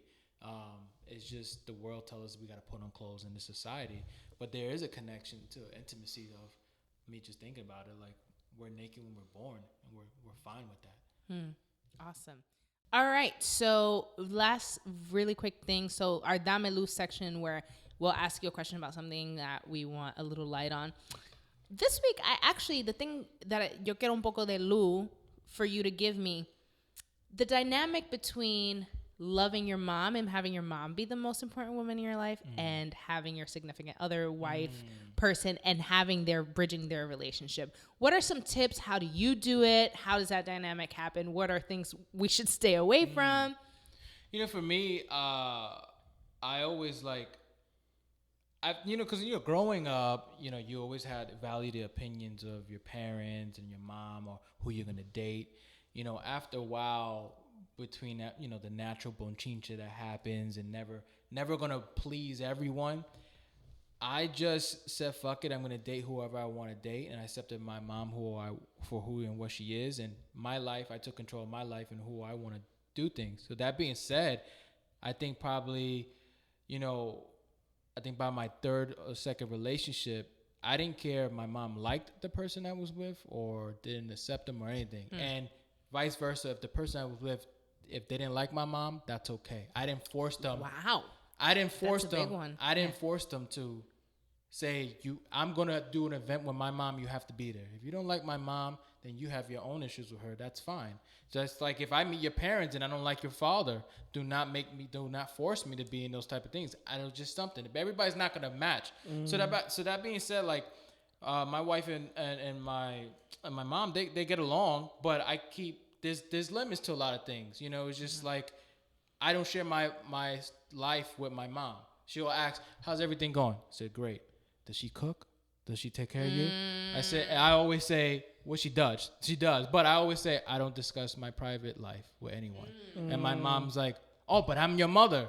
Yeah. Right. But I don't discuss my private. I'm not going to say anything. Yeah, but it's my life. I said, I don't ask you about your love life. I don't have no love life. I've been single for like 40 years now. Once your father left, that motherfucker. So, but I'm like, but even if you did, I stay away from those things, you know? Right. So I just keep, my love life is my love life. And I keep the privacy with that between that person, and the connection between my wife and my mom. Yeah, they can get along or whatever, but I don't force that connection. I let that happen naturally. And then I don't share. I just share with my wife, and then whatever my mom shares to me about whatever, if she does, about my wife, I don't know about her. If she ever says anything like that, I don't share that to my wife because that's my mom issue. So I think the tip is keep your love life private. If your mom does not agree with what are you doing in your love life, then you shouldn't be talking about it. Hear it, see what she's saying. but you don't have to have to agree with what she's saying. All that, your mom should be your mom, and your relationship, your lover should be your lover, and stuff like that. Now, what if one of them got out of line and had expressed a disrespectful opinion about one of them? That's different. Now, there's always a way of explaining. So let's use an example. Let's say my mom did a dickhead thing to my wife, and my wife says, "Yo, what your mom did was completely out of line. She was being a bitch," right? If that was true, honestly, I have to put what the shoe fits. Yo, my mom was acting like a dick. And that was fucked up. I would tell Mom, I don't appreciate. I would go. I don't appreciate when you did this and blah blah blah. You know, I will totally respect if my wife don't want to be around her no more. I would just have to, because I have to understand if that was me. You know, I've been in situations where I've been uncomfortable, and I was like, not with this one, in other past relationships, I was like, I don't want to be around your grandmother no more. And she's like, why? Because she did A, B, and C. I don't want to be around them. Okay, I can understand it. So when I come to pick you up, I'll still say hi to her, but I'll meet you in the front. I don't need the connection. I'm dating you. I'm not dating her. Yeah. And whatever she has to say, she could say it in the house, and that's it. Do they ever team up and like sort of like turn against you, and they're like, Mira, he leaves his socks everywhere, right? He leaves his socks everywhere. No, not really. Not really. Like, there are like a couple things they'll probably say, like, if I'm at my mom's house and we're eating and stuff like that, and my mom has this conspiracy that I don't eat. Like, you know, goes, Ricky, you don't eat, you're looking skinny. So then, let's say my wife says, yeah, he eats like probably just breakfast and that's it. My mom will be like, just breakfast? That's it? You know? And I'll look at her, I was like, why do you say that? Because you know she's going to fucking just be dramatic and blah, blah, blah. I knew it. You're not eating. And that's why you're getting skinny. What is this? The job? Is it this? Is it what is it? Tell me. Mom is so dramatic. So probably like a couple moments like that. But I also say, like, I'll prep. Like, what I had, like, not with my wife, but like with my other girlfriends, when they made the goal to, like, you're gonna meet my mom. Yeah. I was like, this is how my mom is. She's mad dramatic for some things. Don't share fucking information. Do not share any information, because then they'll see a different side of me, right? Like, I'm mad talkative with you guys. Yeah. But when I go with my mom, I say, hey, how you doing? How's this? How's that? Blah blah blah. I don't get so deep in so many things, right? Because I know how my mom is. Right. So I have limits for everybody in my family. Absolutely. I'm guilty of being the girl who, like, gets in real good with mom. Like, real good with mom, to the point where by the time the shit is falling apart, the mom is like, what the fuck are you doing? She's perfect. Why are you fucking this up? I want grandchildren.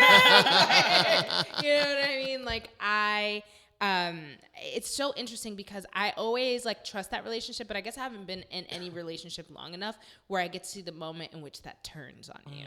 I slightly saw it in one of my relationships where, and this was literally like months before we broke up. He brought me a Tiffany's bracelet. And then apparently mom was like, oh, so you have money for Tiffany bracelets for your girlfriend, but you don't got money to throw to me. You live in my house, so you're not paying rent, and blah, blah, blah. And I will never forget that I felt so betrayed. I was like, oh, how dare she hate on my fucking Tiffany bracelet? You know what I mean? But at the same time, I was so deeply involved with her where I was like, but she's right, though, because that nigga won't even put down money for a gallon of milk, and then suddenly it's both of us. Like, you know what I mean? So I've always just been interested from the person's perspective, whether it's a dude or a girl. Like, what does that feel like to be the other person trying to balance that relationship? I keep my family very, very separate from anything that is my intimate life, right? Especially after my first and only relationship, because I was like, fuck, like, how do we deal with the breakup part? Turns out my family was just like, oh yeah, we saw that breakup coming. So it was very like, they're like, oh, we have no feelings about it. But I think about marriage, right? And I'm like, damn, how the fuck would I navigate that till death do us part? Right. You know? So yeah, I'm glad that you had light on that. I literally can only speak from being the brother in situations of that. My brother, in our case, I find that my brother is the one that the girls are really eager to fit in with our family. And we're not like the type of people that like hold our noses up to like other girls coming in. We're generally very welcoming and, you know, befriend whatever the girl or whatever would be going on. It's not until the girl makes like a foul move or a weird comment or stuff like that where it's then kind of like us being like, who's this bitch? Like, we gotta put her in line or whatever. But for the most part, it's been like the girl trying to infiltrate our tight-knit family. Yeah. And for one reason or another, they just not being able to listen to fall back. Like the last girlfriend, I actually grew up with her. Yeah, she was a girl from church. You know, we all went to church together, whatever. And so them dating wasn't like necessarily shocking because my brother and her had been talking for a long time. And so when they were together, it was like, oh, this is cute, you know, church relationship. Like, you know, I could kiki with her. You know, she worked at Sephora. I ended up getting a job at Sephora. She was into makeup. We were kikiing or whatever. You know, one thing leads to another. Their relationship doesn't necessarily last or whatever. But then, like, when it comes to having a kid, I'm not holy enough to be the godfather.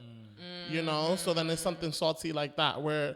So I can only ever speak to, like, the female trying to come in for our family. I'm not one to have a bunch of... I've never had boyfriends, like, coming in and, like, introducing them to my parents. So I can't speak to that. But it always feels so weird because I'm a younger sibling of a girl and a boy. And shout out to them. It's their birthday tomorrow and Sunday. But with my sister, like, when her husband Chad came into the scene, my father was straight up like... oh, you know I know how to box, right? Like, we were sitting in the living room watching TV, and out of nowhere, my dad just says, you know I know how to box, right? And it was sort of like, okay, well, that's interesting. I always wondered, like, oh, how is she going to manage this dynamic? But there was no management. Like, that was the moment. My father did his King Kong chest bang. Chad is a man and understood, and they've been fine. But... I think about, like, you know, my brother and, like, past girlfriends and stuff that he's had and the way that my mom is a super generous, loving person to any and everyone. Trump can come into our house and you would think that she agreed with everything he did because she's that hospitable. The minute that man walks away or turns his back, the shit that's coming out of her mouth, not so nice, right? So I've seen that cattiness with him, but I've never had a moment where I can say I've witnessed my father needing to be managed with the way that he's engaging, you know, Chad. And they've been together since I was like 13 and I'm 27 now. So like their relationship has been that long. So there's been plenty of opportunity and it's been smooth. So I wonder sometimes if this is one of those moments where, and I hate to put gender on things, but is it true that the dynamic between mother and wife, or just mothers with their children versus fathers with their children, if that requires more management? I just think everything should be just managed naturally. You know what I'm saying? Like the only reason families should butt in for any serious moments if someone's getting abused or disrespected on a level that the person cannot control. Yeah. But besides that, like, you know, let the conversations happen naturally. Let the bonding happen naturally. Yeah. You shouldn't, like, be eager to fit into that family. You know what I'm saying? Just be yourself, and that's it. And whether the family accepts you or not, it is what it is. You should not fight for a spot. That's not your place. Your spot was just to be with the person that you with there. And speaking from a broken family, I don't want to say that, but like the dynamic of my mom getting a boyfriend, like and that kind of like being a 25-year-old man, you know, having to deal with another man coming. And kind of balancing that, like, I'm old enough for you to not try and be my father. Right. Like, I have a dad. Thanks. Right. You know, he raised me and he's very much present in my life. Balancing that dynamic of, like, yeah, like, you have a relationship with my mom, but that's my mom, you know? Right. And me being the one that does the King Kong, you know, the chest banging and being like... You know, what the fuck you mean she's gonna go to Puerto Rico after she retires? Nah, like we're still here. My grandmother's still alive. We all in New York. She ain't going nowhere, nigga. Like, fuck out of here. There's two things I don't share. That's my money and my mother, right? Big pun. So like, you know, it was one of those things where it was like, also trying to navigate that, and then realizing, oh well, you know, she's an adult. Yeah. And she has an itch that she needs to get scratched, you know? And like kind of like, you know, just like I did not want to talk about him having sex. no,